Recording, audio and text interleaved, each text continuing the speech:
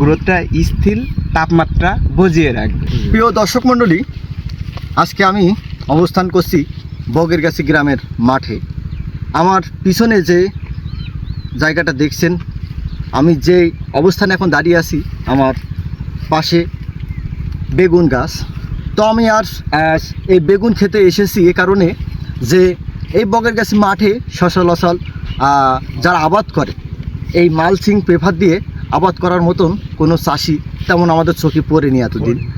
But এই কতদিন দেখা যাচ্ছে যে বেশ কিছুদিন ধরে দেখা যাচ্ছে যে এই বগেরগাছি গ্রামে মাঠের ভিতরে যাই আবাদ করা হচ্ছে না কেন, এই মালচিং পেপার দিয়ে আবাদ করা হচ্ছে।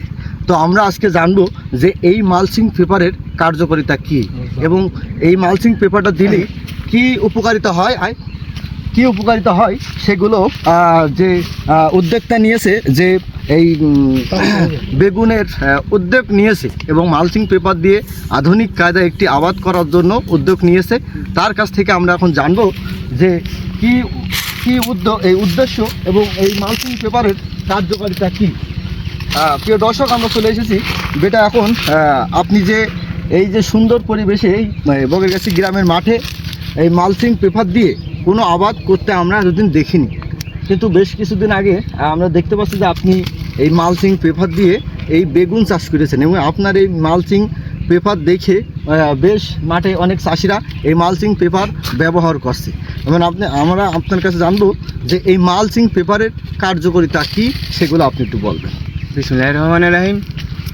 মালচিং পেপারের উপকারিতা বলতে, মালচিং পেপারের দিয়ে চাষাবাদ করলে জমির যে ঘাস আগাছা, এই আগাছা দমন থাকে, আগাছা কম হবে এবং যেই ফসলটা করা হবে সেই ফসলের মাটির যে গ্রোথ, ওই গ্রোথটা স্থির তাপমাত্রা বজিয়ে রাখবে এবং সেই তাপমাত্রা বজিয়ে থাকার কারণে ওই গাছের শক্তিটা সে পরিপূর্ণভাবে নিতে পারবে।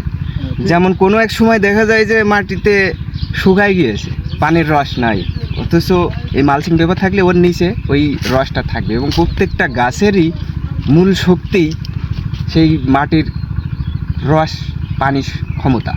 যদি ওই ক্ষমতা মাটিতে না থাকে তাহলে সেই গাছে জোর করবে না। তারপরে পোকা দমন, যেমন একটা জমিতে যদি প্রচণ্ড পরিমাণ ঘাস আগাছা এগুলো থাকে তাহলে ওই জায়গায় পোকা বসবাস করতে পারবে, বিস্তার করতে পারবে, কিন্তু মালচিং থাকার কারণে জমিটা পরিষ্কার পরিচ্ছন্নতা থাকে এবং পোকার দমন থাকবে, পোকা বেশি বিস্তার করতে পারবে না।